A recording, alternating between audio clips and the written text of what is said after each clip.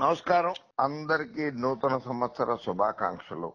మీకు మీ కుటుంబానికి ఆరోగ్య అష్టైశ్వర్యాలు ప్రసాదించాలని ముక్కోటి దేవతలను సర్వమత దేవతలను మనసారా హృదయపూర్వకంగా ప్రార్థిస్తున్నా. Tipparaju Ramesh Babu, senior journalist, Hyderabad. Please ఏపీకి రావద్దు చెల్లి. ఈరోజు ఆంధ్రజ్యోతిలో కథానికం. బైపడిపేట జగన్మోహన్ రెడ్డి గారు బాబాయ్ సుబ్బారెడ్డితో షర్మిలకు జగన్ రాయబారం. వైవి సుబ్బారెడ్డి గారిని జగన్మోహన్ రెడ్డి గారు పంపించారట రాయబారంట.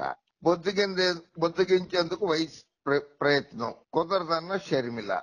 మాకు అన్యాయం జరిగితే రాయబారం నడపలేదేం, మేం రోడ్డును పడితే పట్టించుకోలేదు, శోభపడ్డాం. అప్పుడు జగన్ కు ఇబ్బంది అవుతుందని ఇప్పుడు జగన్ కి ఇబ్బంది అవుతుందని వచ్చారా? నా మానాన్ని నన్ను బతకనివ్వండి తేల్చి చెప్పింది షర్మిల.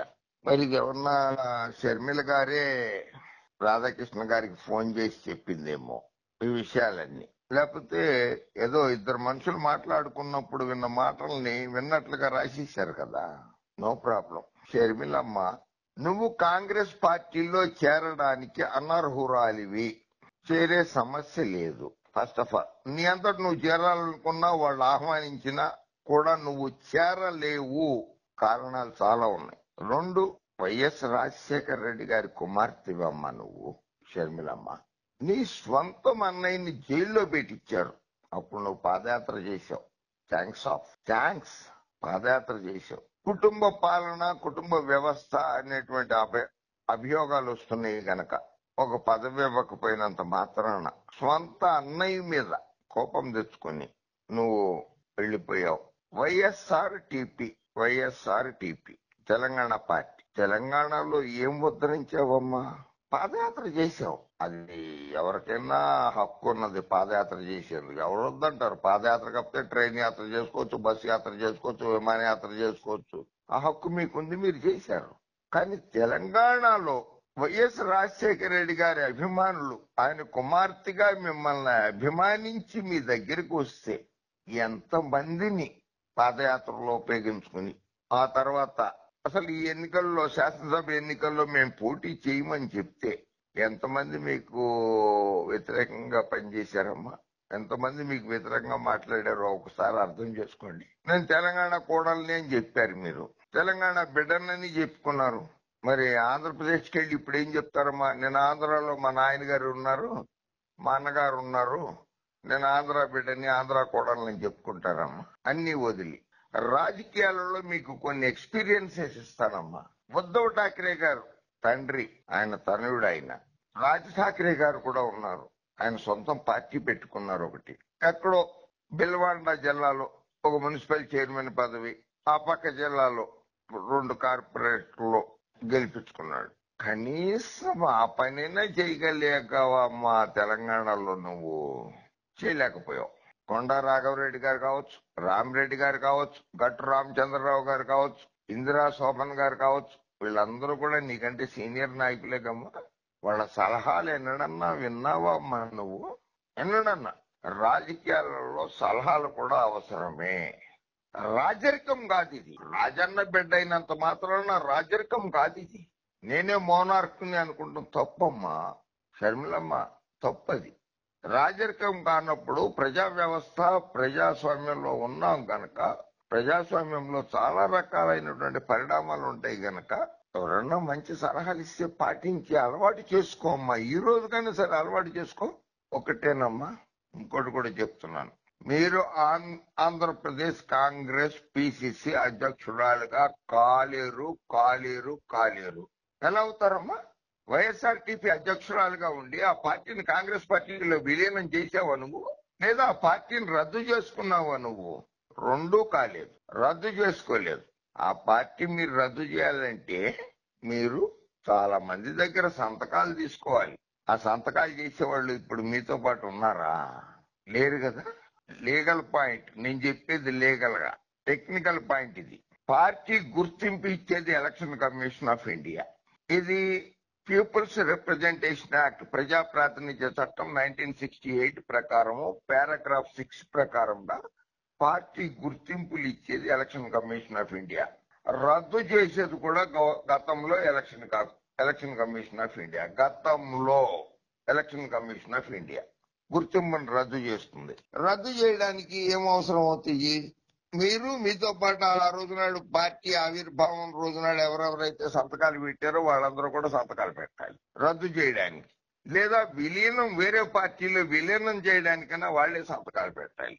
మీరు తెలంగాణలో వదిలేశారు కదా, గాలికి వదిలేశారు కదా, వాళ్ళందరూ సంతకాలు పెడతారమ్మా? వాళ్ళు సంతకాలు పెడతారు ఈ రోజు నాడు? సరే పెట్టలేదు, సరే మీరేదో పొలం అమ్ముకున్నారో స్థలం అమ్ముకున్నారో నా పార్టీ కోసం తిరిగారు, ఇదిగో మీరు నువ్వు ఇంత తీసుకో, నువ్వింత తీసుకో, నువ్వింత తీసుకొని డబ్బులు ఇచ్చేసి సంతకాలు పెట్టేసి రద్దు చేస్తారు. రద్దు చేసిన తర్వాత రద్దు చేసే అధికారం ఎవరి దగ్గర ఉందమ్మా ఈ రోజు నాడు? ఒక పార్టీ గుర్తింపు రద్దు చేసే అధికారం ఎవరి దగ్గర ఉన్నది? కేంద్ర ప్రభుత్వం వద్ద ఉన్నది. ఎలక్షన్ కమిషన్ ఆఫ్ ఇండియా దగ్గర లేదు. ఎలక్షన్ కమిషన్ ఆఫ్ ఇండియా గుర్తింపు మాత్రమే ఇస్తోంది. గతంలో అయితే రద్దు కూడా వాళ్ళ దగ్గరే ఉండేది, ఇప్పుడు అది లేదు, కేంద్ర ప్రభుత్వానికి వెళుతుంది. అది కేంద్ర ప్రభుత్వంలో ఎవరున్నారు? నరేంద్ర మోడీ గారు ఉన్నారు. బీజేపీ పార్టీలో విలీనం చేస్తానన్నా లేదు, కలిసిపోతానన్నా వాళ్ళు ఒప్పుకునేవాడు, సంతకాలు పెట్టేవాళ్ళు. కాంగ్రెస్ పార్టీలో కలుస్తానంటే నరేంద్ర మోడీ గారి ప్రభుత్వం మీకు మద్దతు ఎలా చెప్తుందమ్మా? సంతకం పెట్టరు కదా. సో చాలా మంది రాజకీయ విశ్లేషకులు ఉన్నారు, చాలా టీవీ ఛానల్స్ లో మాట్లాడుతున్నారు. Paragraph 6 1968 peoples representation act amended by the Bharatiya Janata party ప్రభుత్వం 2018 లో చేసిన చట్టాన్ని చదవండి ఒకసారి. పచ్చ మీడియా, పిచ్చి మీడియా, సన్నాసి మీడియా, లుచ్చా మీడియా, లఫంగా మీడియా చట్టాన్ని చదవండి. చేరుకోవడానికి వీలు కాదది. పార్టీ రద్దు చేసుకుని వస్తే తప్పితే కాదు, లేదా పార్టీ మొత్తాన్ని విలీనం చేయాలి, అప్పుడు వీళ్ళందరూ సంతకాలు పెట్టాలి. పార్టీ ఆవిర్భావం రోజు నాడు ఎవరైతే సంతకాలు పెట్టారో వాళ్ళందరూ పెట్టాలి. అది రాజకీయం.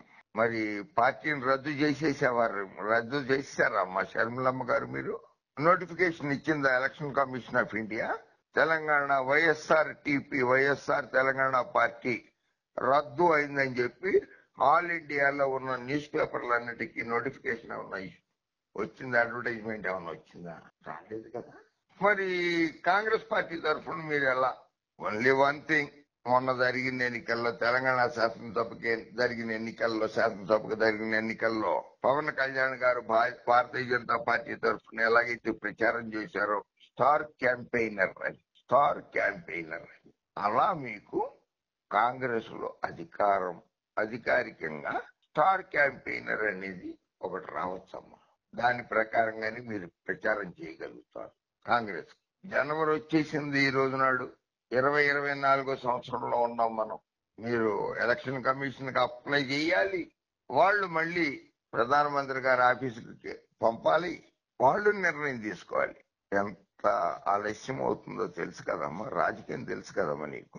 ప్రధానమంత్రి గారు ఎందుకు సంతకం పెడతారమ్మా? కేంద్ర కేబినెట్ ఎందుకు ఆమోదిస్తుందమ్మా? మంత్రివర్గ ఉపసంఘం ఎందుకు ఆమోదిస్తుందమ్మా? ప్రత్యేక కమిటీ ఎందుకు ఆమోదిస్తుందమ్మా? షర్మిలమ్మ చెప్పండి అమ్మా, సమాధానాలు చెప్పండి అమ్మా. ఏది ఏమైతే ఏది అయిపోతుంది. నేను తీసుకున్న నిర్ణయమే సరైన నిర్ణయము. పార్టీ కార్యకర్తలను పక్కన పడేయండి. మీకు నుండి పవన్ కళ్యాణ్కి తేడా లేకుండా పోతుంది కదమ్మా. పార్టీ కార్యకర్తలను పక్కన పడేయండి అనేటువంటి పవన్ కళ్యాణ్ గారి థీరీకి మీ థీరీకి ఏం తేడా లేకుండా పోతుంది. తప్పు. మీరు మీ దగ్గర ఉన్నటువంటి వైఎస్ఆర్ తెలంగాణ పార్టీలో ఉన్నటువంటి లీగల్ ఎక్స్పర్ట్స్ లేకపోతే మీరు ఆంధ్రప్రదేశ్ లో కలుద్దాం అనుకుంటున్నారో అక్కడ మీకు ఎవరన్నా ఉన్నటువంటి లీగల్ ఎక్స్పర్ట్స్ లేదు, కర్ణాటక ఉప ముఖ్యమంత్రి డికే శివకుమార్ గారు చాలా పెద్ద మనిషి, ఆయన్ని కూడా వెరిఫై చేసుకోమనండి అమ్మ. ఒకసారి వెరిఫై చేసుకోవాల్సిన ఉన్న బాధ్యత మీ మీదనే ఉన్నది చైర్మలప్ప. ఆయన్ని కూడా అడగమనండి. నేను పార్టీ పెట్టాను, అది తీసేయకుండా నేనెట్లా అయిపోతాను, పార్టీ విలీనం చేయలేదు నేనెట్లా అయిపోతాను అని. వాళ్ళందరూ సంతకాలు పెడితే తప్పితే మీ పార్టీ గుర్తింపు రద్దు కాదు. ఎలక్షన్లలో పోటీ చేసి 6%, మినిమం 6% ఓటింగ్ రాకపోతేనే రద్దు అవుతుంది. మీరు పోటీయే చేయలేదు. ఓకే, సిపిఐ సిపిఎం లాంటి జాతీయ పార్టీలకే హోదా లేకుండా అయిపోయింది. వాళ్ళకి భారతదేశంలో 6% పోలింగ్ రాలేదు, ఓటింగ్ రాలేదు అని. షర్మిలమ్మ గారు, వైఎస్ రాజశేఖర రెడ్డి గారి సుపుత్రికగా మిమ్మల్ని చాలా గౌరవిస్తాను. నేను చెప్పినవి వాస్తవాలమ్మా. మీరు మీ లీగల్ ఎక్స్పర్ట్స్ అడగండి, ఎలక్షన్ కమిషన్ సంప్రదించండి. పార్టీ రద్దు చేయాలంటే ఏమేమి కావాలి, ఏ డాక్యుమెంట్లు కావాలి, ఎవరిని అడగాలి, ఎలా తీసుకోవాలి, రద్దు చేసే అవకాశాలు ఎంత, ఎన్ని రోజుల్లో రద్దు అవుతుంది, ఎన్ని వారాల్లో రద్దు అవుతుంది, ఎన్ని నెలల్లో రద్దు అవుతుంది ఈ పార్టీ తెలుసుకోమ్మా. ఆ ఎవరు ఆ చంద్రజ్యోతి రాధాకృష్ణ, 5 సాంబడు, 5 మూర్తి, వీళ్ళందరూ నిన్ను ప్రోత్సహించి ఉత్తేజపరిచి తప్పుడు సలహాలు ఇస్తున్నారు. 100% ఇది షర్మిలమ్మ, 100% తప్పు. పార్టీని రద్దు చేయకుండా విలీనం చేయడానికి లేదు, రద్దు చేయడం ముఖ్యము. దాన్ని ఎలా చేస్తాం ఫస్ట్ అది ఆలోచించుకో. అన్నగారి మీద అంటే జగన్మోహన్ రెడ్డి గారి మీద నీకెందుకు వ్యతిరేకతో ఎవరికీ తెలియదు. రాష్ట్ర ప్రజలు తెలుసుకోవాల్సిన అవసరం కూడా లేదు. అది మీ కుటుంబంలో జరిగిన ఇష్యూకి రాష్ట్ర ప్రజలకి సంబంధమే లేదు, ముడిపడి కూడా లేదు. ఆల్రెడీ జగన్మోహన్ రెడ్డి గారికి వ్యతిరేకమైనటువంటి పార్టీ తెలుగుదేశం పార్టీ వాళ్ళు హూ కిల్డ్ బాబాయ్ అని ఒకటి, తల్లిని చెల్లిని ఇంట్లో నుంచి గెంటేశాడని ఒక అపవాదు మీద జగన్మోహన్ రెడ్డి గారు నిబ్బరంగా నిలిచి ఉన్నారు. అటువంటి స్వంత అన్నయ్యని అతన్ని జైల్లో పెట్టించినటువంటి కాంగ్రెస్ పార్టీకి మీరు సారథ్యం వహిస్తారా అమ్మా? అంటే మీరు సారథ్యం వహించగానే షర్మిల జై అని చెప్పి ఆంధ్ర రాష్ట్ర ప్రజలందరూ మీ చుట్టూరా తిరిగేయాలమ్మా?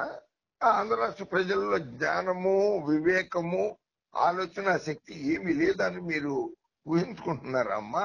షర్మిలమ్మ గారు, ఆంధ్ర రాష్ట్ర ప్రజలు చాలా తెలివిమంతులు. ఓకే, మీరు ముందు పార్టీ అసలు రద్దు ఎలా చేయాలి అనేది ఆలోచించుకోండి. ఇంకా 5 నెలలు టైం ఉంది ఎలక్షన్స్ కి, ఆంధ్రప్రదేశ్ శాసనసభ ఎన్నికలకి. పారా నెంబర్ 6 పీపుల్స్ రిప్రజెంటేషన్ యాక్ట్ 1968 ప్రకారంగా ఎలక్షన్ కమిషన్ ఆఫ్ ఇండియా దగ్గర నుంచి మీ పార్టీ వైఎస్ఆర్టీపీ పార్టీకి ఉన్న గుర్తింపుని రద్దు చేయించుకోండి ఫస్ట్. అప్పుడు రాజకీయాల్లోకి, ఆంధ్రప్రదేశ్ రాజకీయాల్లోకి అడుగు పెట్టండి. మీరే భారతదేశంలో మణిపూర్ లో కూడా పోటీ చేయొచ్చు, అస్సాంలో పోటీ చేయొచ్చు. అక్కడ అక్కడ ఆధార్ కార్డు ఉంటేనో, ఆ ఏరియాలో ఓటింగ్ ఉంటేనో మీరు చేయొచ్చు. మిమ్మల్ని ఎవ్వరూ ఆపరమ్మా. ఒక్కసారి షర్మిలమ్మ ఆలోచించుకో తల్లి. రాజకీయ సలహాదారులు తప్పుదారి పట్టిస్తున్నారు మిమ్మల్ని. చంద్రబాబు నాయుడు కమంద హస్తాల్లో నుంచి, కాంగ్రెస్ పార్టీ విష కౌగిలిలో నుంచి బయటికి రామ్మా. జై హింద్.